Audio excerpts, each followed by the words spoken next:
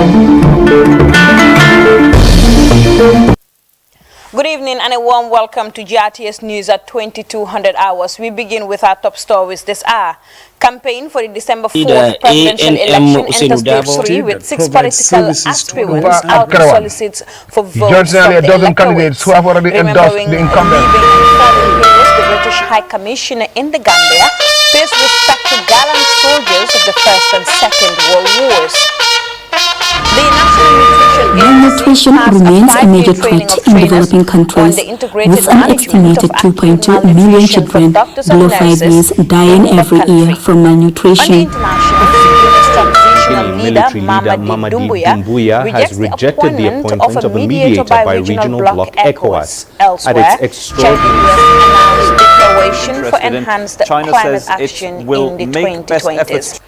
All these and many other stories coming ahead in this edition of the news at 2200 hours. I am Fatoumata Chaman. Thank you for joining us.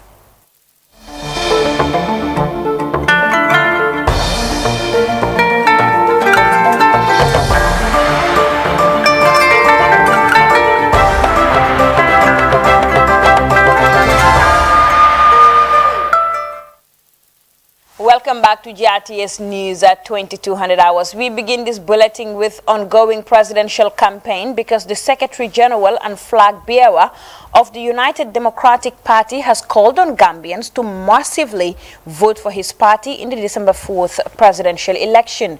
ANM Ousainou Darboe made these remarks during a courtesy call on community elders in the West Coast region. The UDP leader said the Gambian economy is being affected by inflation and corruption, whilst poor people are suffering from high prices of basic commodities. Babu Cham is with the campaign team and he filed in this report. Another courtesy call and caravan tour by the UDP on day 2 of the 2021 presidential campaign. From Pipeline to the first point of call at Welengara in the West Coast region, the party leader ANM Ousainou Darboe called on people to vote for change to salvage the Gambia from economic bondage and hardship.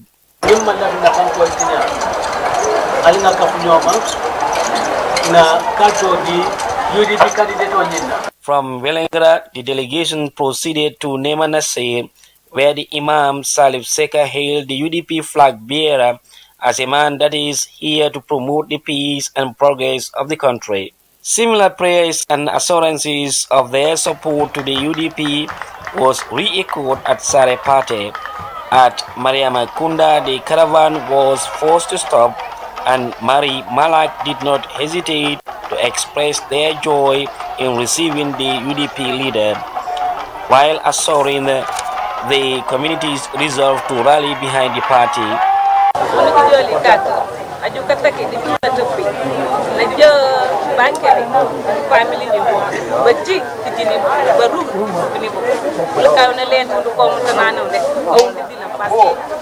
Moving to Busumbala, it was a massive welcome by supporters amidst prayers wishing the party good luck at the polls.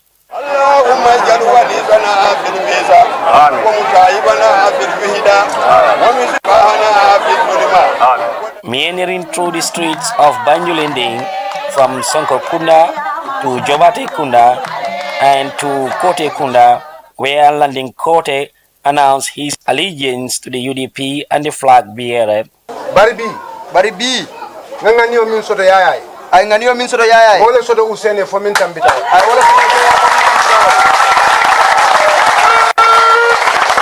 andu mbela filale Usenu. Akabe la fila nyinna ba Usenu. Bi ngai tandile kon ni Usenle. Ako bi ay tandile ko anitelem. The delegation later proceeded to Laming at Keba Kinte's compound and the Imam Watib to bestow on them their trusteeship in the community. More praise at Laming Kerwan Sedi Kunda before proceeding to Mandinaring for a courtesy call on Nogoinjai.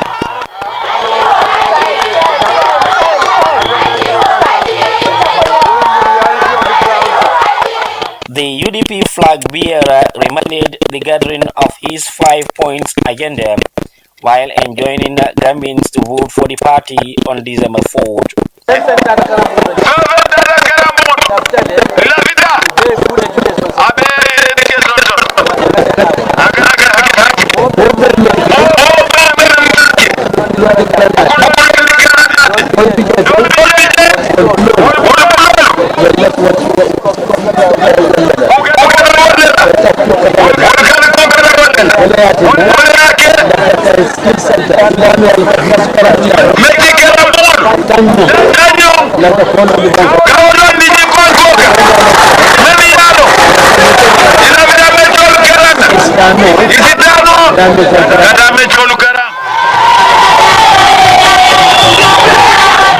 Babu Cham, GRTS. The People's Democracy for Independence and Socialism DOI on Wednesday continued their campaign within the Kanifing municipality. The presidential candidate for DOI, Honorable Halifa Sallah and entourage, held spot meetings in Bundung 6 Junction, Bundung Bohol, Dipakunda, Tube Town, Bakote Bantaba, and a grand rally at London Corner, Marsengelo.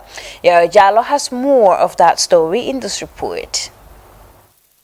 Honorable Sallah, who also doubled as a lawmaker for Serekunda, promised the people PDOI's led government would bring about system change. He said he aims to establish a corporate state that provides services to all and render protection for all. Sallah said PDOI is envisioning a path of a new era of a sovereign republic with sovereign people who are architects of a destiny free from ignorance, injustice, and poverty. The PDOI standard bearer said the PDOI-led government would ensure the harnessing of a sovereign national wealth to promote the general welfare of people, adding on the PDOI-led government development will be people-centered.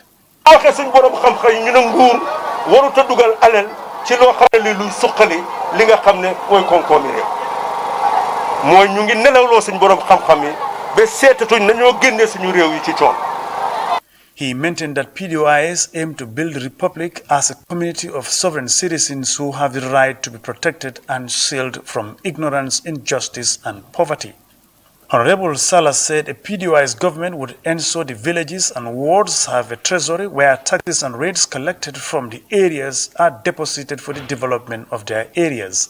He went further to say that the PDOI's-led government would eradicate poverty in the country and ensure that people live in a life of liberty, dignity, and prosperity. The DOI standard bearer said the PDOI's-led government would establish a cooperative bank that will provide support to the people and communities to engage in productive ventures without paying any interest. Honorable Sallah further stated that the cooperative state will promote consumption-based welfare by providing free education with both services where applicable and meals to children up to grade 12. He said the fees for such education, like the University of the Gambia, would be brought down to the level it was when the institution of the Constitution came into being, that as it was in 1997. The national chairman of the PDOIS party, Honorable Sidya Jatta, urged Gambians to listen to their messages as they have a lot to offer, adding that since the formation of the party, they have been impacting on the lives of Gambians in the past years and that they will continue to do so if elected into office. For her part, the National Youth Secretary, PDOIS party, Jaha Dukure, called on Gambians to continue supporting PDOIS for stability, security, economic growth, and development of the country. For GRTS News, this is Yero Jallo reporting. Now let's stay on the campaign trail because the President, His Excellency Adama Barrow, has disclosed plans for the introduction of a public health insurance policy to provide free health care services to Gambians if re-elected.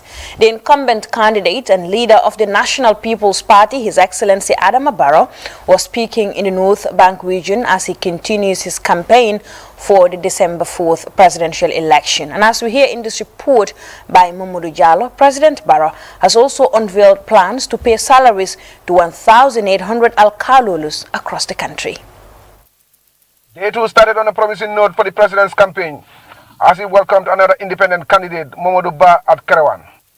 He joins nearly a dozen candidates who have already endorsed the incumbent ahead of the December 4th presidential election. We've come to endorse the president based on our principle because you know that I'm a rejected candidate.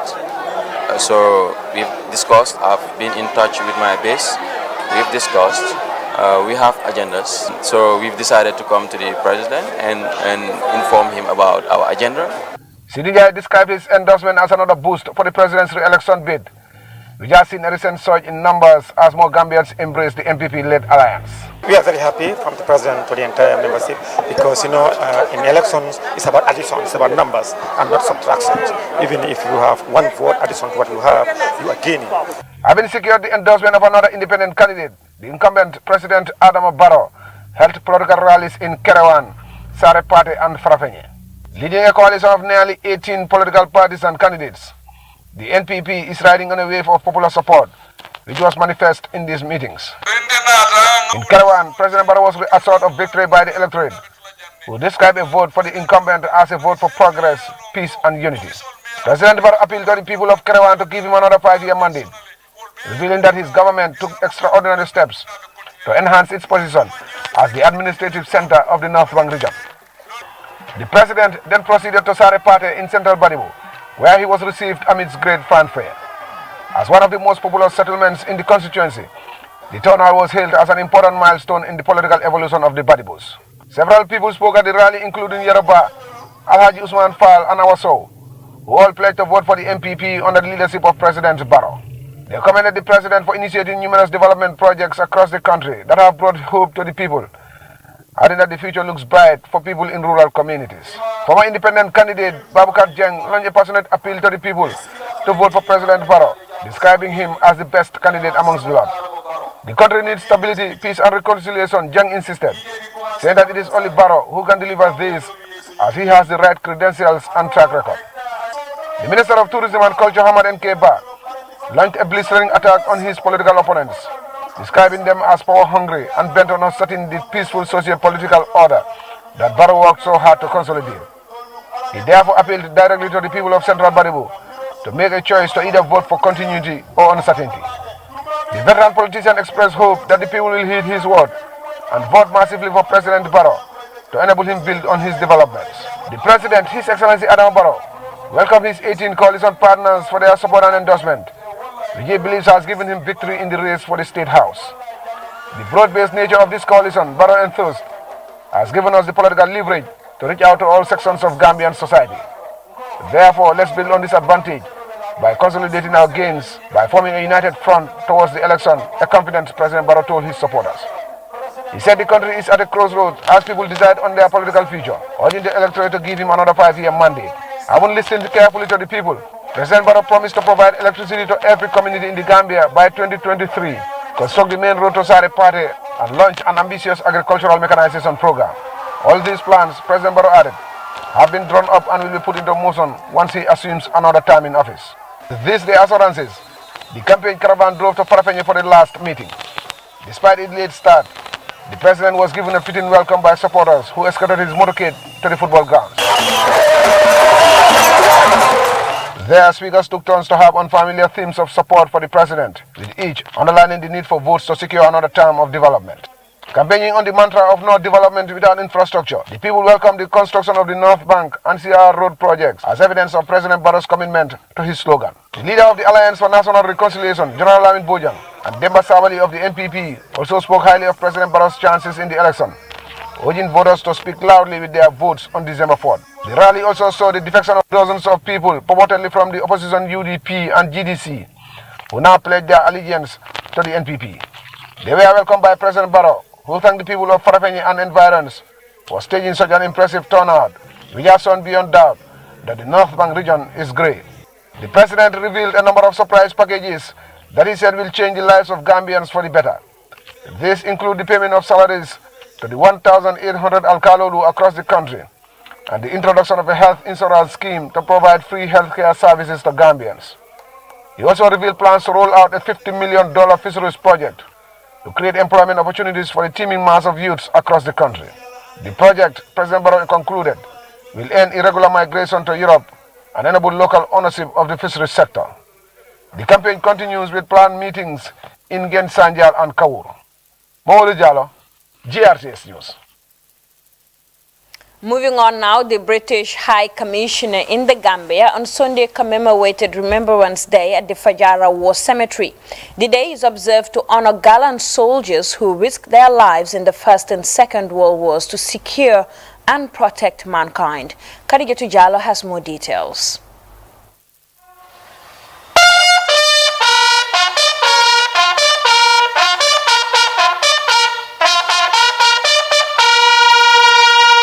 British High Commission in the Gambia observed Remembrance Day service at the Fajar War Cemetery, celebrating British and Allied forces who lost their lives in the Second World War. The UK top diplomat in the Gambia, High Commissioner David Belgrove, underscored the importance attached to the day, hailing gallant soldiers who risked their lives to protect and free humanity. Remembrance Day is a memorial day observed in Commonwealth member states since the end of the First World War to honour the armed forces members who have died in the line of duty.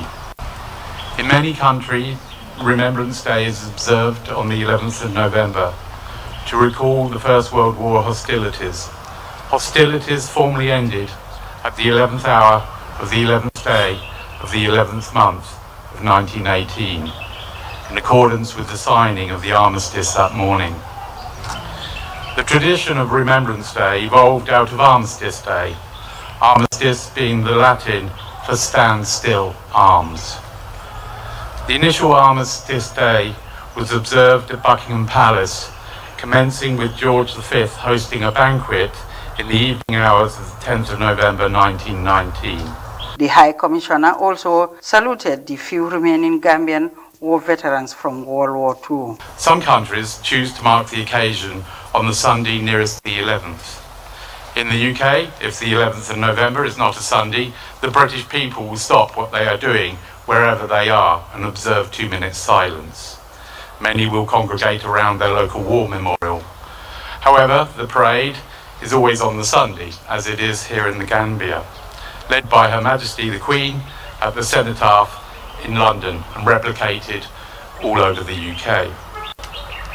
And today we also remember the remaining Gambian veterans from World War II.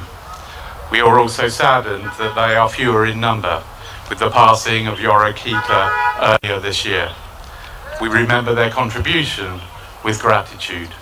The British Defence Advisor to the Gambia, Charles Cooper, renewed UK's commitment to supporting wartime generations. We pledge ourselves anew to our work in support of the wartime generations and to all those in other conflicts since. We promise to do everything possible to help where there is a need. A representative of the Imam Ratib and Bishop Hannah Caroline Fall Hem also prayed for the war veterans. Commemoration also saw the laying of wreaths by top officials from the Diplomatic Corps and Chief of Defence Staff of the Gambia.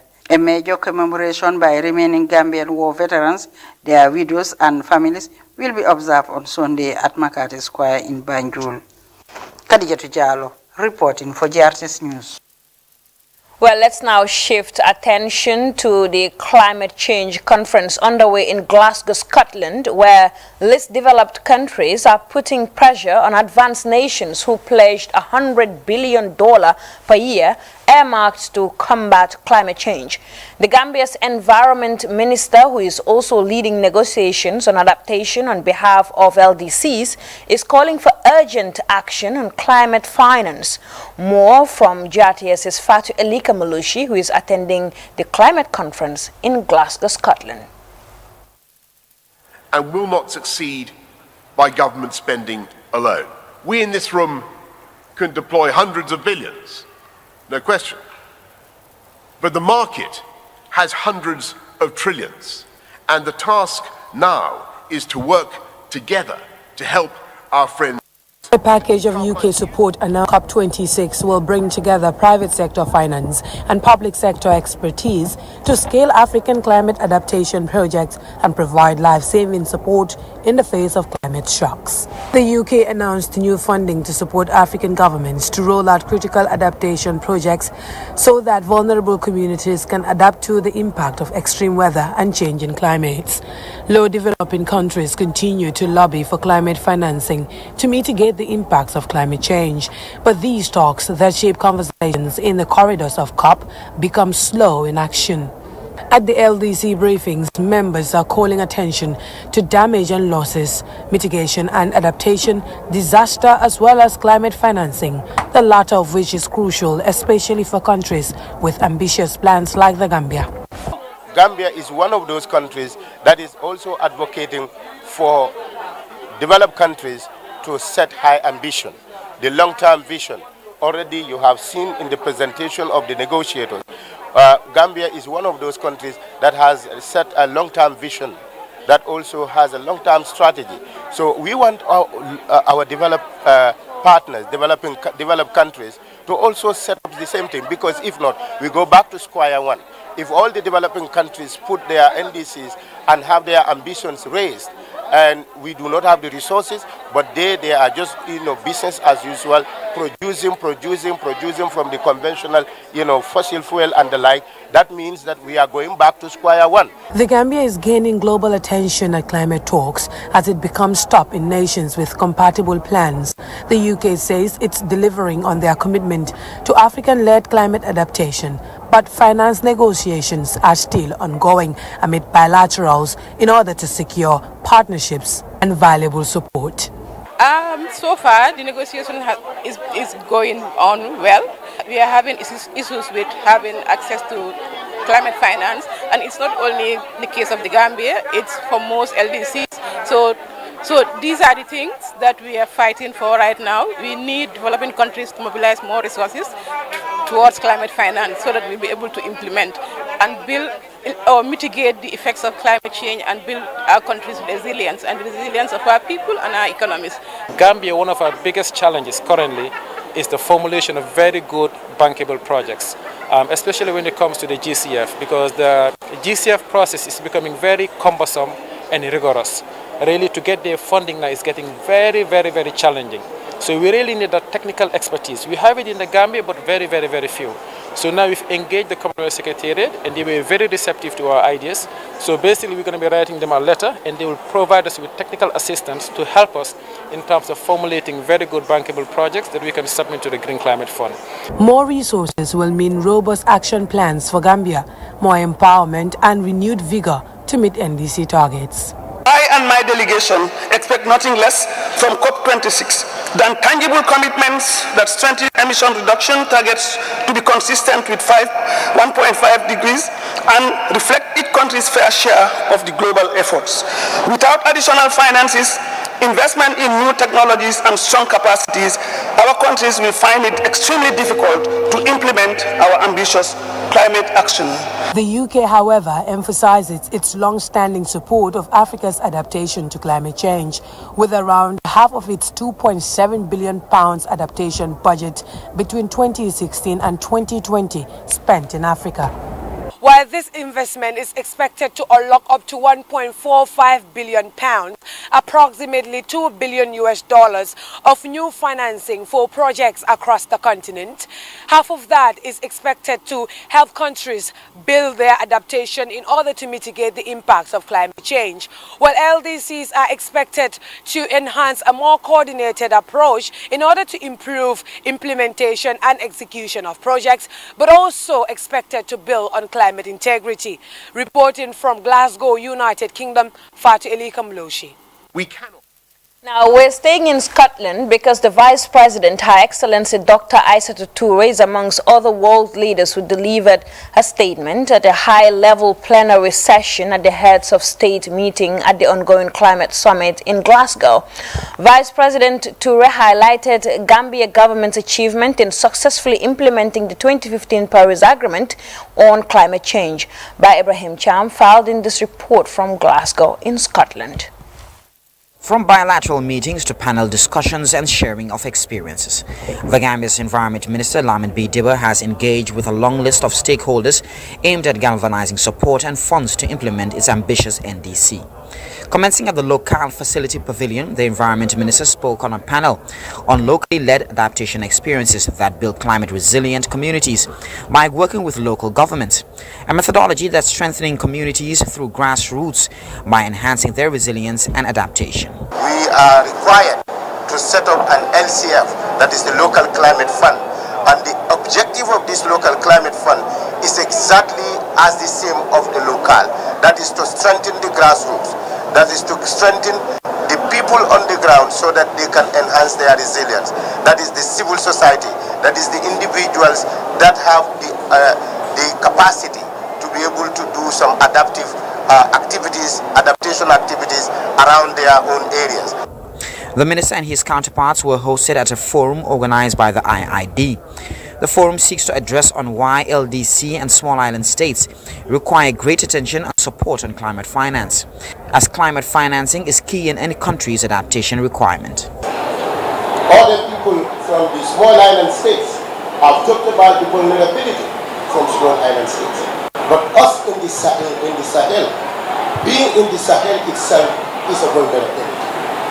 We are at risk in the Sahel. So people's livelihoods are at risk every day. And as a developing country, as a least developed country, I have just highlighted a few of the issues. One is access, unfettered access to resources, that is financial support for adaptation. Moving on to bilaterals, the Environment Minister held a closed-door meeting with the UNDP Administrator, Achim Steiner. He first congratulated the minister on the remarkable revised NDC funded by the UNDP and promised further support for the implementation of the revised NDC. Making clear priorities in terms of action right now, agriculture, water, dealing with risk management, waste management. These are very clear areas where the Gambia can invest in both climate action and national development outcomes, because it is the combination of reducing carbon emissions and improving livelihoods, improving resilience that will make an NDC succeed or fail. So my heartfelt congratulations to the Gambia. I hope it will set an example for others to follow. The Gambian delegation headed by the minister also had a bilateral meeting with the UK Minister for Africa, Harriet Baldwin. Both parties had a lengthy discussion on climate finance and adaptation and how the Gambia can host a roundtable donor conference to mobilize funds on implementing its NDC. We also briefed Her Excellency on the intention of the Gambia to hold a donor roundtable conference that will be international, to introduce to investors and multilateral and bilateral cooperations the NDC of the Gambia, how to finance certain aspects of the NDC. And she welcomed this idea and assured us of the support of the UK. More meetings and forums are scheduled for the minister to engage stakeholders and finances to build up more resilient communities in the Gambia. Reporting for GRTS News in Glasgow, UK, I'm Bai Ibrahim Cham. Well, moving on now, the National Nutrition Agency, NANA, with support from UNICEF on Thursday, started a 5-day training of trainers on the integrated management of acute malnutrition for doctors and nurses in the country. GRTS's Janki Tuwe attended the opening session in Fonyi Buyam, and she filed in this report. Nutrition remains a major threat in developing countries, with an estimated 2.2 million children below 5 years dying every year from malnutrition. Of importance is the high infant and under 5 mortality rates, currently standing at 77 and 115,000 live births, respectively, in other parts of Africa. National Nutrition Agency NANA is engaging doctors and nurses dealing with malnourished children in a 5-day training on malnutrition management in the country. Malang N. Fofana, the program manager of NANA, and Dr. Ibrahim Kante, the lead trainer, both underscored the significance of the training, which seeks to increase knowledge and capacity in dealing with malnourished children. This training is important in 2 aspects. The first aspect is that most of you deals with this directly in your respective facilities. Secondly, we want to train you as trainers, so that those who are not in this room, whose roles are critical in the management of severe acute malnutrition, can also be trained at some point in time for them to acquire the requisite knowledge, skill and competence in management of children that are severely malnourished.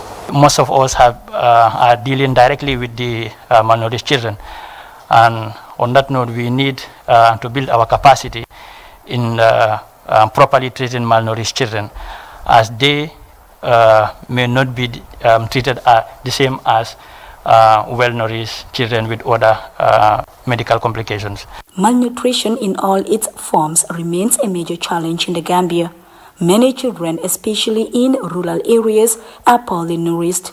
Despite the wide gaps in nutrition, the acting executive director of NANA, Dr. Ahmad Bah, said that there has been considerable reduction in the number of malnourished children over the past decade, adding that capacity building and commitment is key in managing malnutrition. The management of acute malnutrition, especially the severe ones, started changing with capacity being available at the facilities, and also the support of ready-to-use therapeutic feeds to be able to manage these children. But I can tell you that capacity and commitment played a very big role in making sure that we were able to reduce the children who were dying. But we were also able to make sure that those who were moderately malnourished, they didn't slip into being severely malnourished and die, because they were being managed properly. Participants in the program are from different hospitals across the country. Tuba Toure, a physician assistant at the Soma District Hospital, shared his expectations with GRTS. At the end of this training, we are expecting that we will know the concept of acute malnutrition, and also how to diagnose acute malnutrition, and also how to manage acute malnutrition.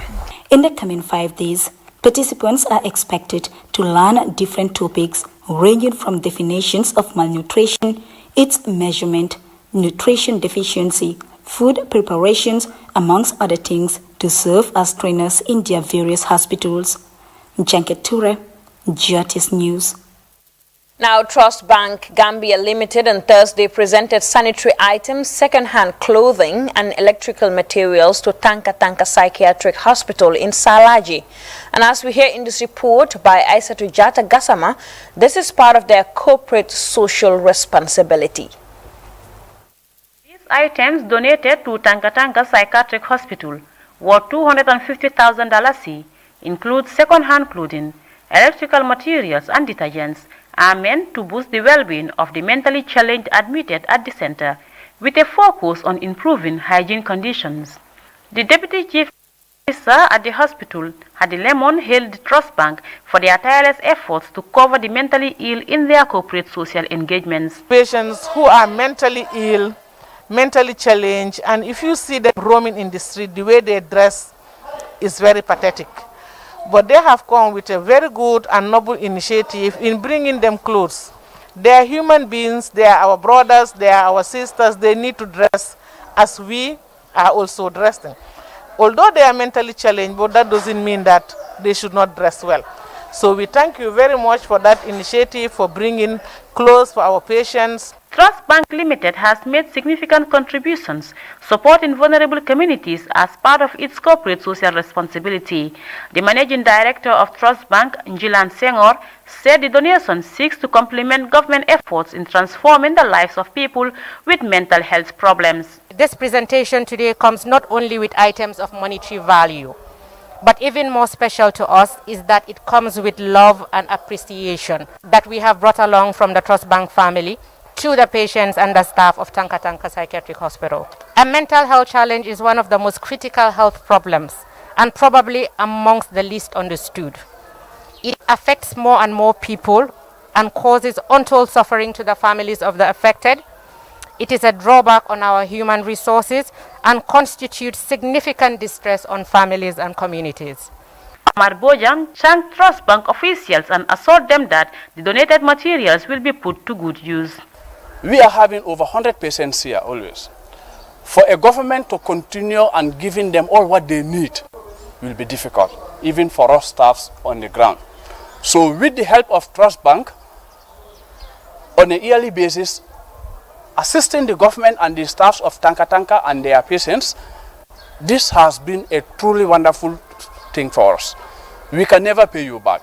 The Tanka Tanka Psychiatric Hospital is responsible for providing care and treatment for the mentally ill, but the lack of capacity has been a recurring challenge, which makes this Trust Bank presentation a well-timed donation for the psychiatric hospital. For the news, I am Aissatou Jata Gassama. And with that report, we take our first break. We'll be right back.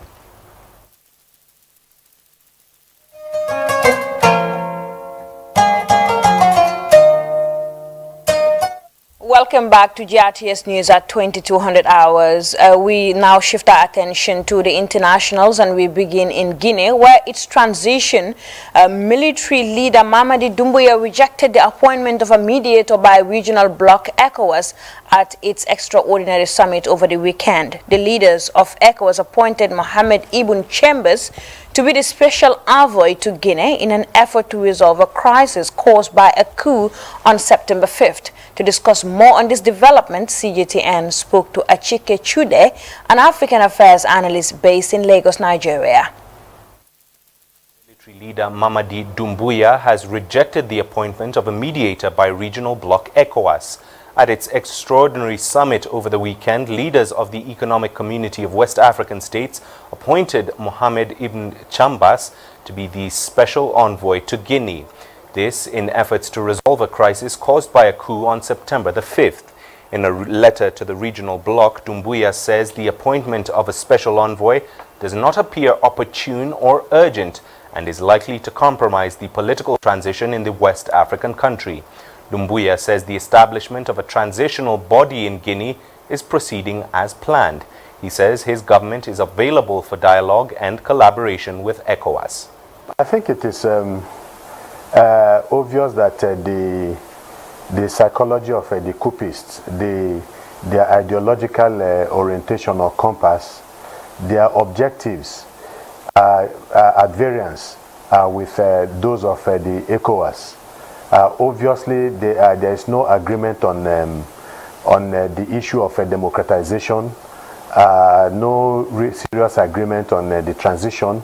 Committee. There's no agreement, mutual agreement on timetable to return to civilian rule. And even if there was, in some of these countries, it is very clear that the military adventurers are not comfortable with it. They want to run their show. They are interested in power for the sake of power.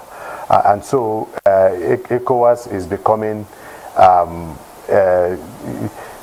irritant in the whole process. It's interfering with their own game. I think that is just what the whole thing is all about.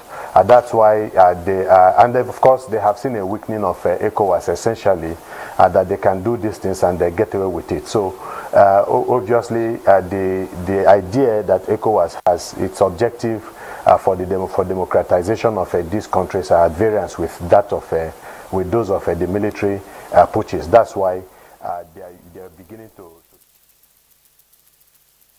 And with that, we come to the end of this edition of the news at 2200 hours. But before we go, a quick look at our top stories this hour. Campaign for the December 4th presidential polls has entered day 3 with 6 political aspirants out to solicit for votes from the electorates.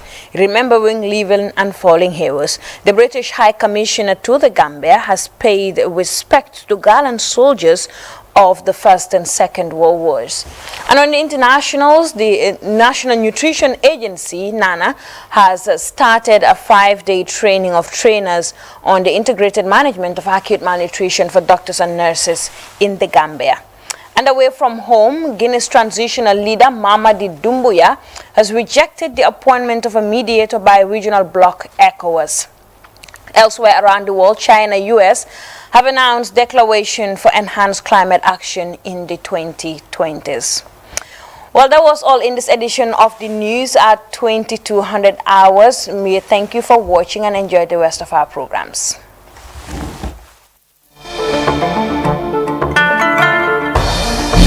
Thank you.